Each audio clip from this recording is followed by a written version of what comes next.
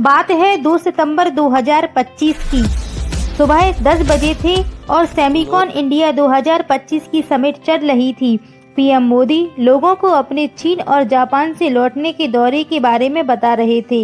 लोग उनकी बातों पर तालियां बजा रहे थे। इसी बीच अचानक वो एक ऐसी बात बोल देते हैं जो सोशल मीडिया पर दूसरी बात को कनेक्ट करके एक बड़ी बात का कारण बन जाती है। वो कहते हैं कि आया था इसकी ताली बजा रहे हो, आया हूँ इसकी ताली बजा रहे। इस समिट के बाद कई सारी रिपोर्ट्स आना शुरू होती हैं और पीएम नरेंद्र मोदी जी अपने बाकी सभी विदेशी दौरों को रद्द कर देते हैं। सोशल मीडिया पर ये शब्द आने के बाद इस बात का अनुमान लगाया जाता है कि पीएम नरेंद्र मोदी जी की हत्या का षड्यंत्र रचा गया था, जो कि कनेक्टेड था बांग्लादेश की इस घटना से।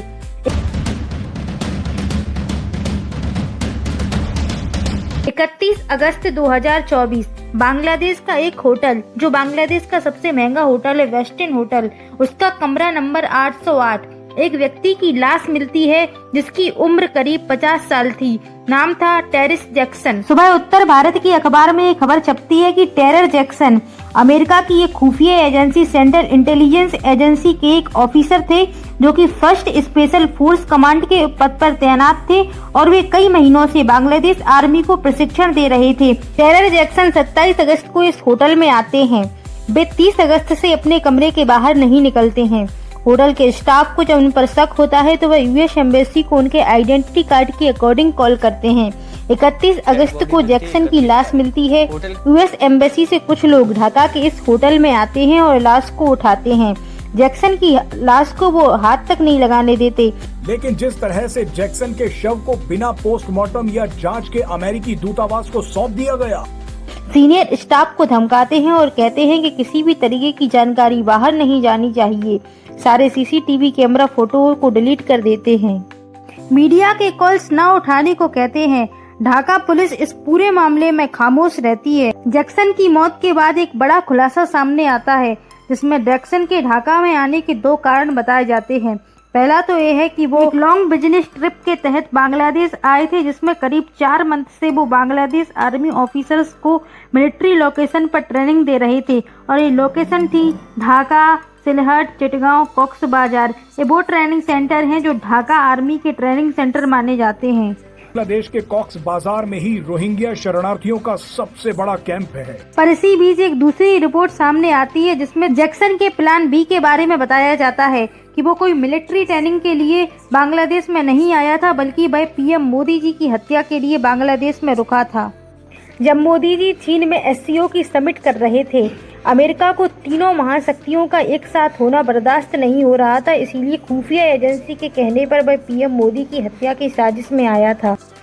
इस पूरी समिट में एक अजीब बात ये थी कि पीएम मोदी का रसिया के प्रेसिडेंट पुतिन की प्राइवेट गाड़ी में बैठना पहले से तय नहीं था, बल्कि रसिया की खुफिया एजेंसी के कहने पर वह 45 मिनट तक पुतिन की गाड़ी में बैठते हैं। जैसे ही ये तस्वीर सोशल मीडिया पर जाती है तो अमेरिका के मोदी जी को मारने के कुछ प्रूफ्स सामने आते हैं। पिछले 1-2 सालों से अमेरिका पाकिस्तान और बांग्लादेश को एक लॉन्च पैड की तरह भारत के विरुद्ध में यूज कर रहा था। जब शेख हसीना की सरकार गिरती है तो बांग्लादेश भारत के विरुद्ध रणनीतियां अपनाना शुरू कर देता है। इसका एक एग्जाम्पल है कि कराची से फेक इंडियन करेंसी का पास किया जाना, जिसको वो लोग गलत तरीके से यूज करते थे और इंडिया की फाइनेंशियल सिक्योरिटी को डिस्टेबलाइज करने की कोशिश करते थे। दूसरा है ड्रग की स्मगलिंग करना। आतंकवादियों द्वारा ड्रग्स की स्मगलिंग की जाती है। जब भारत द्वारा ऑपरेशन सिंदूर किया जाता है तो अमेरिका पाकिस्तान की सहायता करता है। ट्रम्प की राय में इंडिया को ऑपरेशन सिंदूर शर्म की बात है। इसके बाद कहा कि पास्ट को देखते हुए लोगों को पता था कि कुछ होगा। I guess people knew something was going to happen based on a little bit of the past. They've been fighting for a long time. You know, they've been fighting for. America जलता है क्योंकि भारत उभर रहा है और विश्व में 3rd largest economy बनने वाला है। अमेरिका क्या कहता था? क्या हो तुम?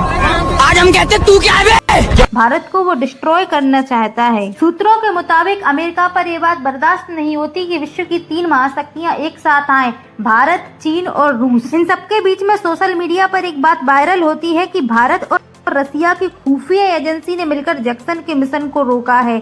और कुछ लोग तो ये तक कहने लगते हैं कि रसिया के राष्ट्रपति पुतिन ने मोदी को बचा लिया।